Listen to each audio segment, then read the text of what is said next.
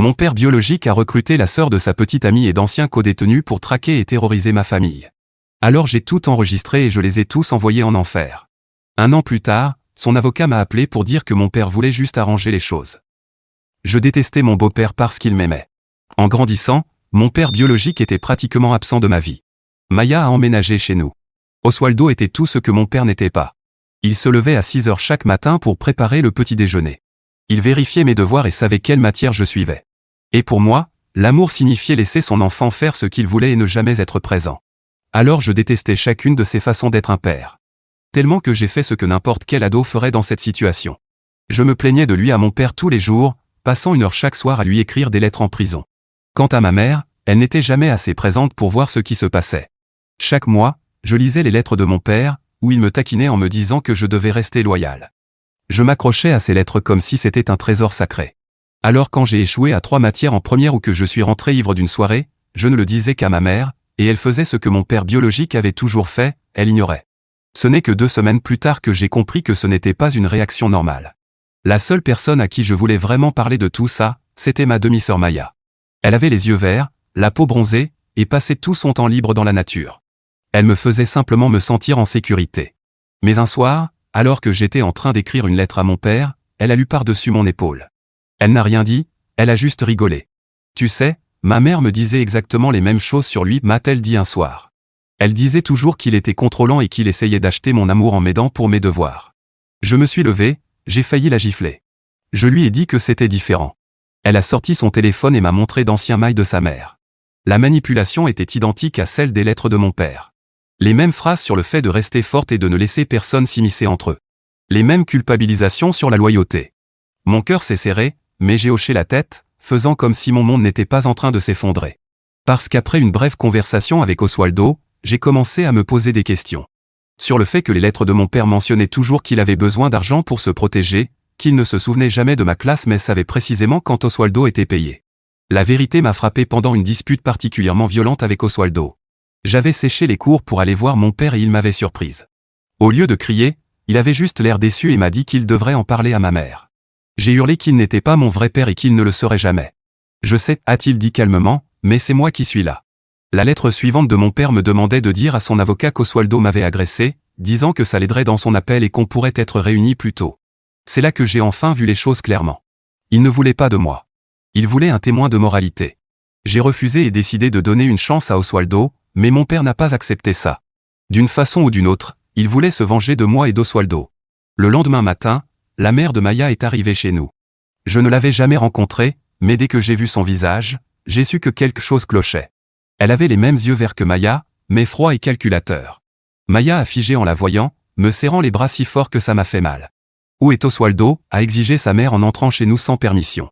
Il est au travail, a répondu Maya calmement. Évidemment. Toujours en train de travailler, jamais là quand il le faut. Elle s'est tournée vers moi. Tu dois être l'autre enfant. Ton père parle beaucoup de toi. Mon estomac s'est retourné. Vous connaissez mon père ? Elle a souri, mais ce n'était pas un sourire aimable. On s'écrie. Il est très inquiet de ce qui se passe ici. Je l'ai regardé se promener dans la maison comme si elle était chez elle, ouvrant les tiroirs et les placards. Maya la suivait, refermant tout derrière elle. Maman, qu'est-ce que tu fais ici ? Je viens récupérer ce qui m'appartient. Ton père me doit de l'argent de notre divorce. 20 000 $ qu'il cache. Ce n'est pas vrai, a dit Maya. Le divorce a été finalisé il y a des années. Sa mère s'est retournée d'un coup. Il t'a menti, ma chérie, comme il ment à tout le monde. Mais t'inquiète pas. J'ai un plan pour qu'on récupère ce qui nous revient. Les jours suivants, les choses ont dégénéré rapidement. La mère de Maya revenait sans prévenir, toujours quand Oswaldo était au travail.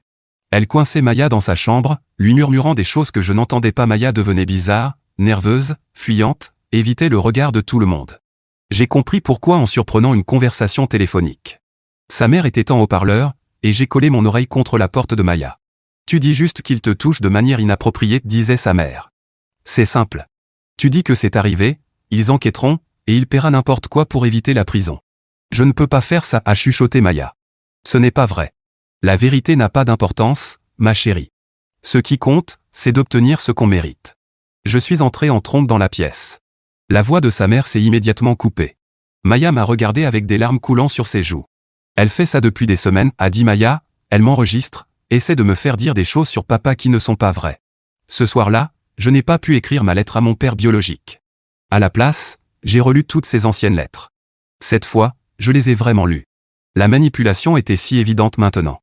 Chaque lettre parlait d'argent, du travail d'Oswaldo, de combien il devait avoir mis de côté. Mon père ne se souciait pas de moi. Il se souciait de vengeance et d'argent. Les choses ont empiré quand la sœur de mon père est arrivée. Tante Patricia, que j'avais rencontrée peut-être 2 fois dans ma vie, voulait soudain être présente. Elle m'a emmené manger une glace, jouant la carte de l'inquiétude. Ton père est très inquiet pour toi, m'a-t-elle dit. Il pense qu'Oswaldo pourrait être dangereux. Oswaldo n'est pas dangereux, ai-je répondu. Mais s'il l'était, tu le dirais à quelqu'un, pas vrai? Comme s'il faisait du mal à toi ou à Maya. J'ai compris ce qu'elle faisait. Ils étaient tous de mèche, essayant de monter un dossier contre Oswaldo. Mais j'ai fait semblant d'être naïve, j'ai hoché la tête, et je suis rentré chez moi. C'est là que les appels ont commencé. Le travail d'Oswaldo recevait des appels menaçants. Il raccrochait dès que quelqu'un répondait, mais le numéro revenait sans cesse. Oswaldo avait l'air épuisé, stressé comme jamais. Quelqu'un essaie de me faire virer, a-t-il dit un soir à ma mère. Ils appellent sans cesse mon patron. Tu fais quoi, ai-je demandé. Une assurance, a-t-elle dit. Parfois, il faut du levier pour récupérer ce qui t'appartient. J'ai continué à enregistrer pendant qu'elle expliquait comment elle avait caché des substances dans la voiture d'Oswaldo, comment elle allait appeler la police le lendemain de manière anonyme, comment Oswaldo paierait n'importe quoi pour éviter la prison. C'est mon père qui t'a demandé de faire ça, ai-je dit. Elle a ri. Ton père est un homme intelligent. Il sait comment obtenir ce qu'il veut, même depuis la prison. Le lendemain, c'était la foire scientifique de Maya à l'école. On y est tous allés pour la soutenir, essayant de faire semblant que tout était normal malgré le chaos. C'est là que le cousin est arrivé. Je l'ai reconnu grâce aux photos de famille que mon père m'avait envoyées. Il était grand, intimidant, et il est allé droit vers Oswaldo. Tu as quelque chose qui appartient à ma famille, a-t-il dit. Oswaldo a tenu bon. Je ne vois pas de quoi tu parles. L'argent que tu dois. Mon cousin dit que tu voles sa fille. Des parents et des enfants ont commencé à regarder. Maya m'a attrapé la main, on tremblait tous les deux. C'est alors que ma mère est intervenue. Elle observait tout depuis l'autre côté du gymnase. Appelle la police, m'a-t-elle dit calmement. Maintenant. La fois suivante, le cousin est revenu avec 2 amis. Ils se sont présentés chez nous en tambourinant à la porte, exigeant de l'argent. Maya et moi étions seuls à la maison. J'ai appelé le 911 pendant que Maya leur parlait à travers la porte pour gagner du temps. Mon père n'est pas là, répétait-elle. Je ne sais rien à propos d'argent. Ouvre la porte, gamine. On veut juste parler. La police est arrivée juste au moment où la mère de Maya se pointait. Elle a commencé à hurler sur les hommes, sans se rendre compte que les policiers étaient déjà là. Bande d'abrutis. Je vous ai dit d'attendre que je m'en occupe à ma manière. Le plan, c'était de le faire payer, pas d'effrayer les gosses. Les agents ont tout entendu. Ils ont arrêté les 4 sur le champ, la mère de Maya pour extorsion et violation de domicile, et les 3 hommes pour menaces criminelles et intrusion. L'enquête a tout révélé. Le compte de cantine de mon père en prison montrait de gros dépôts effectués par la mère de Maya. Il planifiait ça depuis des mois, même avant l'arrestation de mon père. Il avait caché de l'argent quelque part et lui avait promis la moitié si elle aidait à piéger Oswaldo. Maya et moi avons témoigné lors de l'audience pour l'ordonnance restrictive. Nous avons diffusé les enregistrements, montré les lettres, expliqué toute l'histoire. Le juge a accordé des ordonnances restrictives permanentes contre tous les impliqués. La participation de mon père à la conspiration a rallongé sa peine. Son appel a été rejeté et il a fait face à de nouvelles accusations pour complot et extorsion depuis sa cellule. Ces lettres ont cessé d'arriver après ça. La mère de Maya a été condamnée à 2 ans de prison. Le cousin et ses amis ont écopé de 6 mois chacun.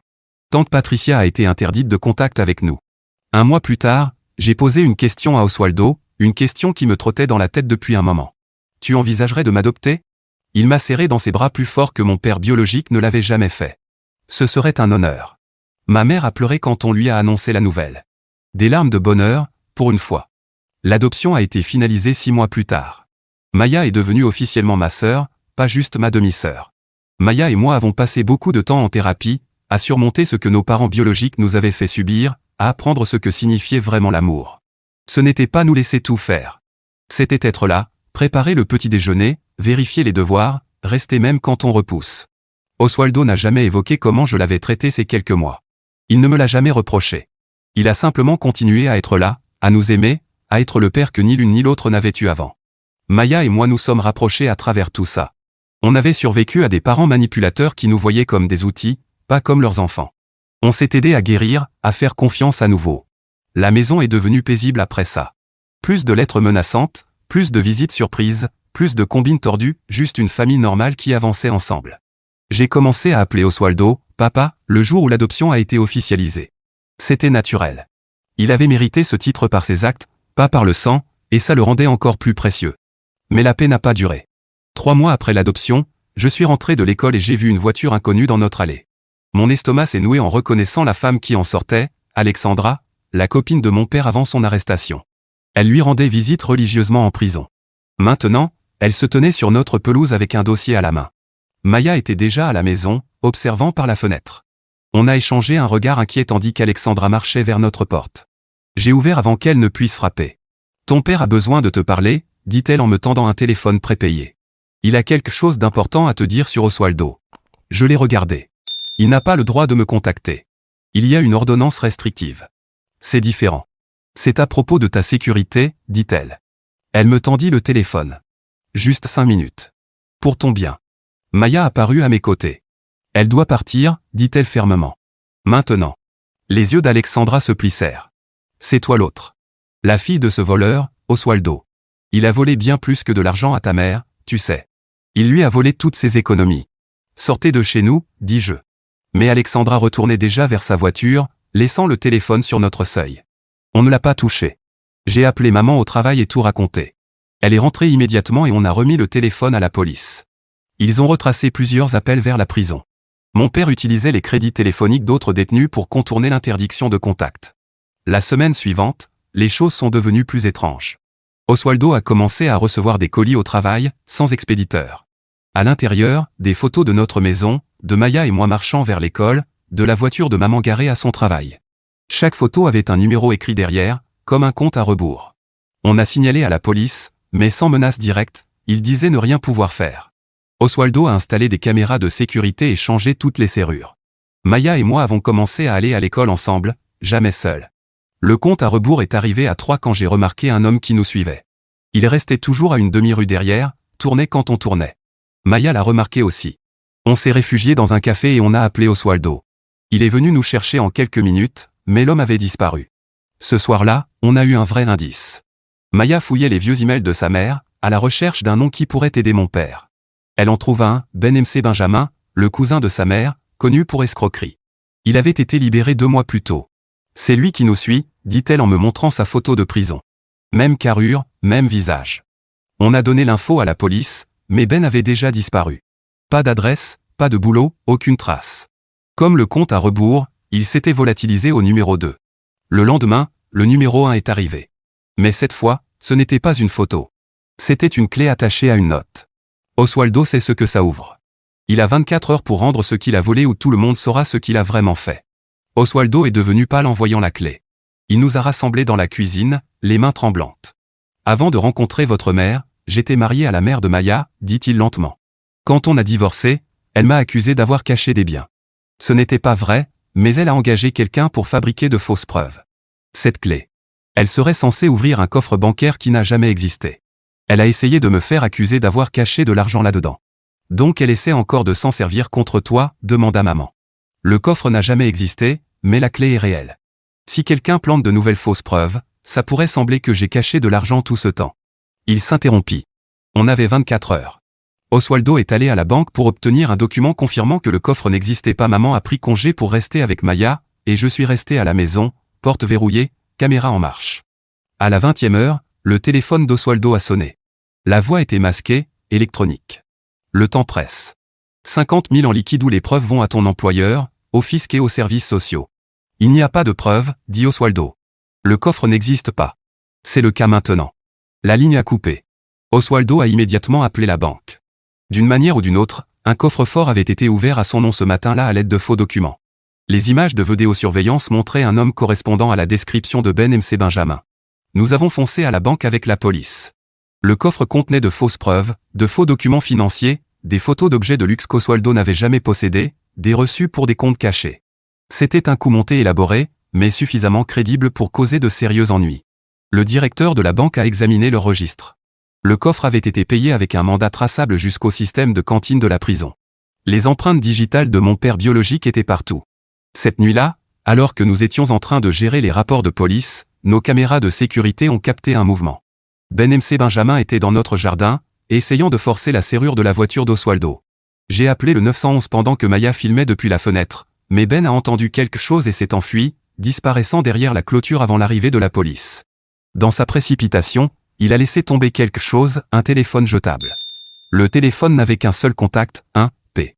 Les derniers textos parlaient du plan, des montants des paiements, et de quelque chose concernant une phase 2. Ce P devait être Alexandra ou tante Patricia. Peut-être les deux. Maman a pris les choses en main. Elle a convoqué une réunion familiale et exposé nos options. Attendre la prochaine attaque ou être proactif. Nous avons choisi d'agir. Maya a eu une idée. Sa mère avait toujours été négligente avec ses mots de passe, elle utilisait toujours le même pour tout. Maya s'en souvenait encore. Nous avons passé la nuit à fouiller les anciens comptes de sa mère à la recherche de connexions. Nous en avons trouvé. Des courriels entre la mère de Maya et Alexandra, remontant à des années. Elle s'était rencontrée dans un groupe de soutien pour femmes ayant des partenaires incarcérés. Elle s'était rapprochée autour de leur haine envers Oswaldo, qu'elle tenait pour responsable de leur malheur.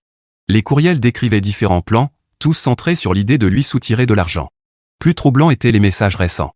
Même depuis la prison, la mère de Maya orchestrait tout. Elle avait mis Alexandra en contact avec Ben, lui promettant une part de tout ce qu'il parviendrait à soutirer à Oswaldo. Le plan s'accélérait car il manquait de temps. Mon père biologique allait être transféré dans une prison à sécurité renforcée où les communications seraient presque impossibles. Nous avons tout rassemblé et apporté les preuves à la police. Ils en avaient enfin assez pour agir. Des mandats ont été émis contre Alexandra et Ben. Tante Patricia a été convoquée pour interrogatoire, mais ils avaient disparu. L'appartement d'Alexandra était vide, nettoyé. Le dernier domicile connu de Ben était abandonné. Même tante Patricia avait soudainement décidé de rendre visite à de la famille hors de l'État. Pendant une semaine, rien ne s'est passé. Nous sommes restés sur nos gardes, mais la vie a lentement repris son cours. Maya et moi sommes retournés à l'école. Oswaldo est retourné au travail. Maman gardait la société de sécurité sur la ligne directe. Puis Maya a remarqué quelque chose d'étrange. Le vieux compte de réseaux sociaux de sa mère, inactif depuis des années, avait eu une nouvelle connexion. Quelqu'un y accédait, lisait d'anciens messages. Maya a activé des alertes et surveillé. Le compte a commencé à envoyer des messages à des numéros inconnus, utilisant un langage codé sur des lieux de rendez-vous et des dépôts d'argent. Nous avons tout capturé en capture d'écran et envoyé aux détectives en charge de notre affaire. La percée est venue d'une source inattendue. Un collègue d'Oswaldo a mentionné avoir vu Alexandra dans un motel en dehors de la ville.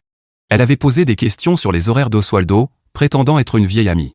La police a mis le motel sous surveillance. En quelques jours, ils ont repéré Alexandra et Ben. Ils ont été arrêtés alors qu'ils tentaient de partir avec de fausses pièces d'identité et une voiture remplie de documents falsifiés concernant Oswaldo. Lors de l'interrogatoire, Alexandra a craqué. Elle a révélé tout le réseau, comment mon père biologique gérait des arnaques depuis la prison depuis des années, utilisant des petites amies et des membres de la famille comme intermédiaires. L'argent de la mère de Maya finançait l'opération. Tante Patricia était la coordinatrice, reliant tout le monde.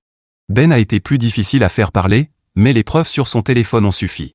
Il avait enregistré des conversations, planifiant de faire chanter tous les membres du réseau si les choses tournaient mal. Les enregistrements incluaient mon père biologique planifiant explicitement le coup monté, Alexandra parlant du harcèlement, et tante Patricia coordonnant les paiements. L'enquête s'est étendue.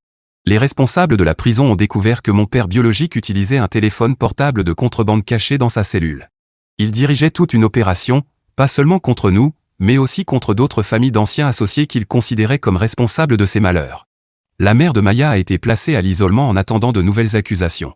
Les relevés de sa cantine montraient qu'elle recevait de l'argent de sources inconnues avant de le transférer à Alexandra et Ben. La piste papier était longue et précise. Pendant tout cela, Oswaldo est resté inébranlable. Il continuait de préparer le petit déjeuner, vérifier les devoirs, être présent. Il a engagé un avocat pour assurer notre protection et a travaillé avec les procureurs pour construire un dossier solide. La préparation du procès était épuisante. Maya et moi avons dû faire des déclarations détaillées sur tout ce que nous avions vu. Nous avons remis tous nos enregistrements, photos et documents. Le procureur a dit que nous avions constitué la moitié de leur dossier grâce à notre collecte d'informations. D'autres personnes se sont manifestées. D'autres familles ciblées par mon père biologique, d'autres femmes qu'Alexandra avait tenté de recruter, d'autres proches approchés par tante Patricia. Le réseau était plus vaste qu'on ne l'avait imaginé. Mon père biologique a tenté une dernière manipulation. Il a demandé à un autre détenu de m'appeler en prétendant être avocat. L'homme m'a dit que mon père biologique était prêt à tout avouer, à assumer toute la responsabilité, si je lui rendais simplement visite une fois. Il voulait s'excuser, arranger les choses. J'ai reconnu la manipulation immédiatement. Il ne voulait pas s'excuser. Il voulait m'avoir en face de lui, user de son influence, tenter de me retourner encore une fois contre Oswaldo. J'ai signalé l'appel et le détenu a écopé de nouvelles charges pour usurpation d'identité d'un avocat. Le stress nous atteignait tous. Maman souffrait d'insomnie, vérifiait sans cesse les serrures et les caméras. Maya faisait des cauchemars dans lesquels sa mère s'évadait de prison. Oswaldo s'immergeait dans le travail pour tenter de maintenir une forme de normalité. Je me découvrais constamment en colère, furieuse que mon père biologique ait transformé autant de gens en armes contre nous. La thérapie familiale est devenue notre bouée de sauvetage. 2 fois par semaine, nous nous asseyions en cercle pour tout aborder. Le thérapeute nous a aidés à comprendre que nous avions été ciblés précisément parce que nous étions de bonnes personnes, la gentillesse d'Oswaldo, la confiance de maman, notre vulnérabilité face à la manipulation parentale, à Maya et moi. Petit à petit, nous avons appris à cesser de nous blâmer. Le thérapeute nous a expliqué que mon père biologique était un maître manipulateur, qu'il m'avait conditionné dès l'enfance pour être son pion, que la mère de Maya avait fait la même chose avec elle, et que briser ce lien était une force incroyable. Le processus juridique s'éternisait, audience, déposition, réunion avec les procureurs. Chacune révélait de nouveaux éléments. Ben avait été promis une part d'une fortune cachée fictive que mon père biologique prétendait posséder. Alexandra croyait que mon père biologique l'épouserait à sa sortie. Tante Patricia pensait protéger l'honneur de la famille. Eux aussi avaient été manipulés, à leur manière. Mais contrairement à Maya et moi, ils avaient choisi de nuire aux autres au lieu de se libérer. Nous avons dû déménager temporairement lorsque notre adresse a été divulguée en ligne par un des partisans de mon père biologique. L'employeur d'Oswaldo nous a fourni un logement temporaire pendant que nous cherchions un nouveau foyer. Tout recommencer était à la fois épuisant et libérateur. Maya et moi nous sommes encore rapprochés. Nous étions les seuls à comprendre véritablement ce que l'autre avait traversé. Nous avons développé notre propre langage, fait de regards et de gestes, des façons de nous soutenir sans parler dans les moments les plus durs. L'enquête a révélé des crimes financiers remontant à des années. Mon père biologique menait des opérations d'usure depuis la prison, utilisant l'argent pour financer ses projets de vengeance. La mère de Maya percevait des allocations d'invalidité tout en travaillant au noir, envoyant l'argent supplémentaire pour soutenir la conspiration. Chaque révélation était une trahison de plus. Ces personnes censées nous aimer avaient passé des années à comploter pour détruire la seule famille stable que nous avions trouvée. Elles préféraient nous voir malheureux que heureux sans elles. La force d'Oswaldo m'émerveillait. Malgré tout, le harcèlement, les menaces, les manipulations, le stress constant, il n'a jamais suggéré que nous serions mieux sans lui. Il ne s'est jamais éloigné, jamais refermé. Il a juste continué à être notre père, solide, fiable, présent. Maman m'a surprise elle aussi. La femme qui avait été si absente durant mon enfance était devenue une protectrice farouche. Elle avait pris en main notre sécurité, coordonné les démarches avec les avocats, et veillé à ce que Maya et moi nous sentions en sécurité. Elle avait enfin trouvé quelque chose pour lequel se battre. Le procureur nous appelait avec des nouvelles. D'autres arrestations avaient eu lieu. Des personnes en périphérie, qui avaient aidé pour de petites tâches, croyant rendre des services inoffensifs. La conspiration avait des tentacules partout, mais on les coupait enfin une par une. Nous avons appris que mon père biologique planifiait tout cela bien avant son arrestation. Il savait qu'il allait tomber pour ses crimes liés au gang et avait commencé à mettre en place son réseau de vengeance en avance. Chaque lettre qu'il m'avait envoyée avait été calculée, construite pour mener à ce moment où il activerait ses plans. La prise de conscience que je n'avais jamais réellement connu mon père m'a frappé de plein fouet. L'homme que j'avais défendu et pleuré n'avait jamais existé. Ce n'était qu'un personnage que mon père jouait. Une manipulation destinée à me garder loyal et utile. Maya faisait face à la même réalité avec sa mère. La femme qui l'avait élevée, qu'elle avait aimée malgré ses défauts, l'avait préparée pendant des années à devenir une arme contre Oswaldo. Chaque moment partagé avait été souillé par des intentions cachées. Nous avons pleuré ensemble les parents que nous pensions avoir. C'était comme vivre leur mort, sauf en pire, car ils avaient choisi d'être ainsi. Ils étaient vivants, mais perdus pour nous, dévorés par la haine et la cupidité. La nouvelle maison ressemblait à un nouveau départ. Oswaldo nous a laissé choisir nos chambres et les décorer comme nous voulions. Maya a opté pour un thème nature, ramenant l'extérieur à l'intérieur. Moi, j'ai préféré le confort et la sécurité, beaucoup de textures douces et de couleurs chaudes. On a installé un système de sécurité ultra-moderne, mais on a essayé de ne pas le laisser envahir nos vies. Les caméras et les alarmes étaient là, mais nous nous sommes concentrés sur le fait de faire de cette maison un foyer, pas une forteresse. L'école est devenue un refuge. Personne ne connaissait toute l'histoire, et on comptait bien la garder pour nous. Maya s'est investie dans le club environnemental. Moi, j'ai rejoint le groupe d'écriture créative, trouvant dans l'écriture un exutoire à toutes les émotions que je ne pouvais pas exprimer autrement. Oswaldo et maman ont mis en place des fonds universitaires pour nous deux, pour s'assurer que notre avenir ne soit pas compromis par les frais juridiques. Ils avaient déjà dépensé des milliers pour les avocats et la sécurité, mais ils mettaient notre éducation au-dessus de tout. La date du procès approchait. Le procureur nous a prévenu que ce serait brutal. Les avocats de la défense allaient essayer de nous faire passer pour des menteurs, Oswaldo pour le vrai coupable, et mon père biologique ainsi que la mère de Maya pour des victimes d'un système corrompu. Nous nous sommes préparés méticuleusement. Le procureur nous a formés à rester calmes, à nous en tenir aux faits, à ne pas nous laisser déstabiliser par la manipulation émotionnelle. Nous avons répété jusqu'à pouvoir réciter les événements sans flancher. D'autres preuves sont apparues. Les relevés téléphoniques ont montré que mon père biologique avait passé plus de 300 appels non autorisés depuis la prison, chacun en violation du règlement. Les analyses financières ont révélé qu'il avait déplacé près de 100 000 $ par divers canaux pour financer ses opérations. La perquisition de l'appartement d'Alexandra a révélé une mine d'or, des plans détaillés, des photos de notre famille, des horaires de nos déplacements. Elle nous observait depuis des mois, cherchant nos points faibles. Le passé criminel de Ben montrait une escalade inquiétante. De la simple fraude, il était passé au harcèlement, aux menaces et à la tentative d'extorsion. C'était un homme dangereux que mon père avait sciemment lancé contre nous.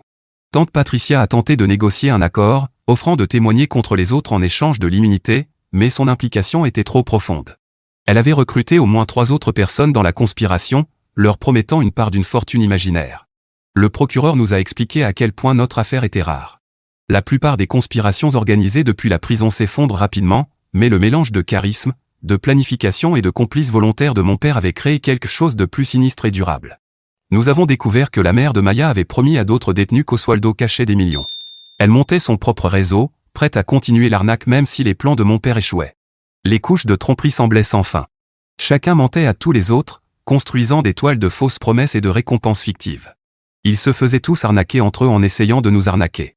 La liste finale des témoins du procureur est arrivée et j'ai reconnu la moitié des noms. Des gens du quartier d'origine de mon père, d'anciens associés qui avaient refusé de participer à ces plans. Maya et moi témoignerions en dernier, l'aboutissement de mois de preuves. 2 jours avant le procès, la voiture d'Oswaldo ne démarrait plus. Le mécanicien a trouvé du sucre dans le réservoir d'essence et les freins sabotés. Les images de la caméra de notre voisin montraient une silhouette en vêtements sombres près de notre allée à 3 heures du matin, mais le visage était masqué. Nous avons emprunté la voiture de maman pour aller au tribunal pour notre dernière session de préparation. Le procureur nous a expliqué ce à quoi nous attendre, comment les avocats de la défense pourraient essayer de nous faire craquer. Maya m'a serré la main sous la table. Nous étions toutes les deux déterminées à aller jusqu'au bout. Cette nuit-là, la sonnette a retenti à minuit. Par le Judas, j'ai vu une femme que je ne reconnaissais pas, tenant une enveloppe. Elle l'a laissée sur le pas de la porte et est repartie en voiture. À l'intérieur, une seule photo. Maya et moi à l'école ce jour-là, prise depuis l'autre côté de la rue. Au dos, une inscription, dernière chance de reconsidérer. Oswaldo a appelé le détective immédiatement. Ils ont identifié la voiture grâce aux caméras de surveillance et l'ont reliée à une agence de location. La femme l'ayant louée avait utilisé une fausse pièce d'identité, mais la vidéo de surveillance la montrait clairement. Encore une des anciennes petites amies de mon père biologique, quelqu'un qui lui avait rendu visite récemment en prison. Le matin du procès, nous sommes partis tôt, prenant des voitures séparées par précaution. Oswaldo conduisait avec maman, tandis que Maya et moi étions accompagnés de la représentante des victimes assignées à notre affaire. Le tribunal était bondé de journalistes ayant eu vent de l'ampleur de la conspiration. Mon père biologique est entré menotter, en combinaison orange, tranchant avec le bois sombre de la salle d'audience. Il a croisé mon regard et m'a souri. Ce même sourire manipulateur de mon enfance. J'ai détourné les yeux, me concentrant sur la déclaration d'ouverture du procureur. Les preuves étaient accablantes. Relevés téléphoniques, transactions financières, enregistrements de conversations, documents falsifiés, chaque pièce venait renforcer le dossier. La mère de Maya a été amenée séparément, également en tenue de détention orange. Elle n'a pas regardé Maya une seule fois. Alexandra a témoigné en essayant de minimiser son rôle. Mais le procureur avait ses conversations enregistrées avec mon père, parlant du harcèlement, des tactiques d'intimidation, des preuves fabriquées. Son récit s'est effondré sous le contre-interrogatoire. Ben-MC Benjamin a ensuite pris la parole, prétendant avoir été contraint. Le procureur a diffusé ses propres enregistrements où il se vantait de nous avoir fait peur, de la facilité avec laquelle il pouvait piéger Oswaldo. Les visages du jury se sont durcis à l'écoute. Tante Patricia a surpris tout le monde en craquant complètement. Elle a tout avoué, le recrutement de complices, la coordination des paiements, la transmission des messages.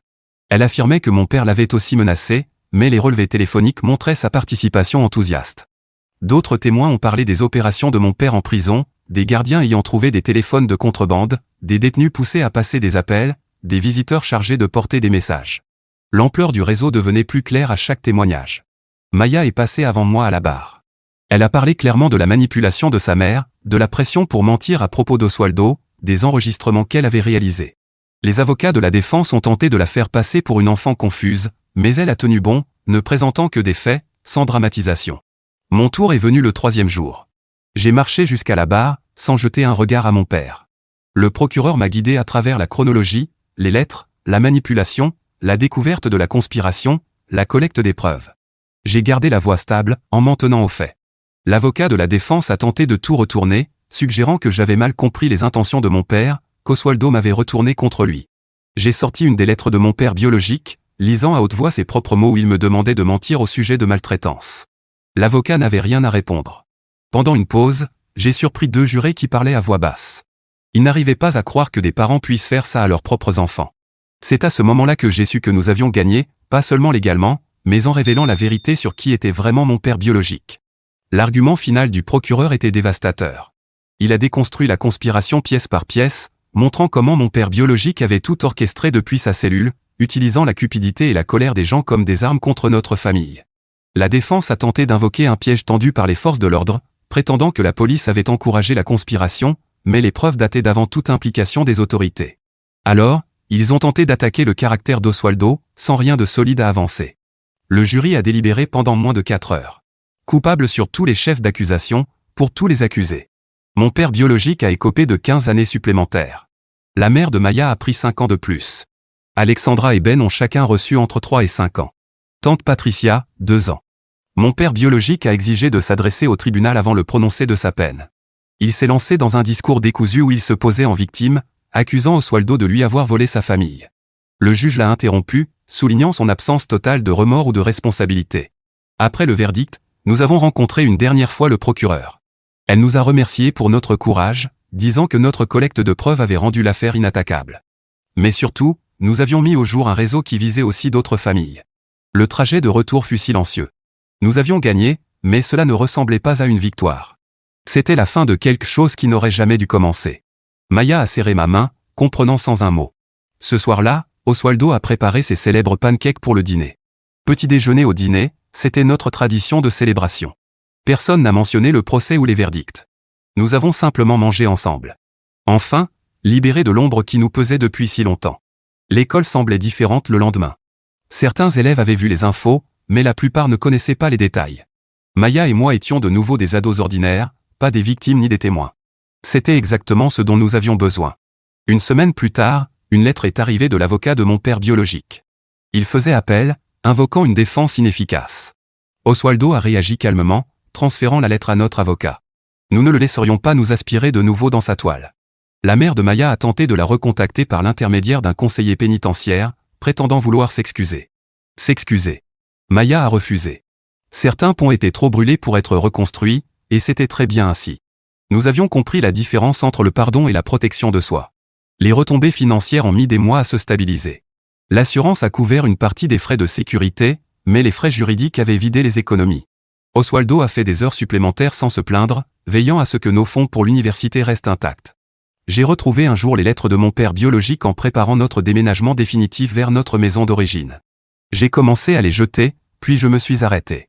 Elles étaient la preuve du chemin parcouru, d'enfants manipulés à jeunes adultes capables de reconnaître et de résister à l'exploitation. Maya et moi avons lancé un groupe de soutien à l'école pour les enfants ayant des parents incarcérés, non pour critiquer nos parents, mais pour aider les autres à reconnaître les manipulations et comprendre que l'amour ne devrait jamais être conditionnel ou accompagné de stratagèmes. La maison avait une autre énergie en notre retour, plus sûre, maintenant que la menace était vraiment derrière nous. Nous avons conservé certaines mesures de sécurité, sans laisser la peur gouverner notre vie. Oswaldo a retiré les caméras à l'intérieur, ne gardant que celles à l'extérieur. Le dîner familial dans notre ancienne maison fut calme et réconfortant. Maman avait appris à cuisiner pendant notre absence, nous surprenant avec un lasagne tout à fait correct. On a éclaté de rire quand Oswaldo a proposé de prendre le relais à mi-cuisson. J'ai écrit une dernière lettre à mon père biologique, même si je ne l'ai jamais envoyée. Dedans, je lui ai expliqué comment ses actions avaient en réalité renforcé les liens de notre famille, comment ces manigances avaient échoué parce que l'amour véritable n'a pas besoin de manipulation ni de contrôle. Je l'ai brûlé dans le jardin, regardant la fumée disparaître. Maya a planté un jardin à l'endroit où la lettre avait été réduite en cendres. Elle a dit que c'était pour symboliser la croissance à partir des cendres, la beauté née de la douleur. Je l'ai aidé à choisir des plantes qui fleuriraient à différentes périodes de l'année, pour garantir de la couleur en toute saison. L'anniversaire de l'adoption approchait, le jour où Oswaldo était officiellement devenu mon père. Nous avons décidé de le célébrer comme un anniversaire, pour honorer le jour où notre vraie famille avait commencé. Maman a organisé une petite fête, juste nous et quelques amis proches. Ce matin-là, Oswaldo a préparé le petit déjeuner comme toujours.